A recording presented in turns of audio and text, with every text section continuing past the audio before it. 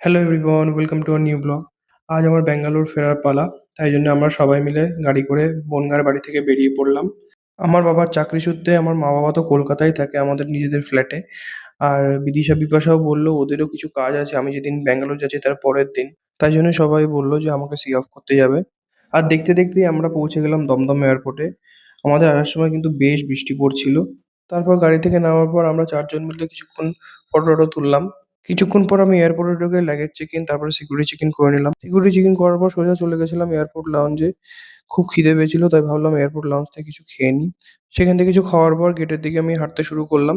Actually আমি বনগাঁ থেকে আসবো বলে অনেক তাড়াতাড়ি বাড়ি থেকে বেরিয়েছিলাম, তাই অনেকটা আগেই এয়ারপোর্ট পৌঁছে গেছি। তারপর গেটের সামনে পৌঁছে কিছুক্ষণ ধরে একটু সিনেমা দেখলাম। আস্তে আস্তে হালকা হালকা একটা মনটা একটু খারাপ লাগলেই শুরু করলো। আসলে বাড়িতে কিছুদিন থাকার পর যখনই ব্যাঙ্গালোরে ফিরি তখনই এরকম ফিলিং হয়। তারপরে আস্তে আস্তে আমাদের বোরিং স্টার্ট হয়ে গেল। ফ্লাইটে উঠে আমি ঘুমিয়েই পড়েছিলাম, আর কিছু করিনি। ব্যাঙ্গালোর থেকে কলকাতা ওই ২.৫ থেকে ৩ ঘন্টা মতো লাগে। তারপর ফ্লাইট থেকে নামার পর লাগেজ নিয়ে চলে গেলাম উবের ধরার উদ্দেশ্যে। ব্যাঙ্গালোর এয়ারপোর্টের দুটো টার্মিনালই, টার্মিনাল 1, টার্মিনাল 2 দুটোই আমার খুব ভালো লাগে।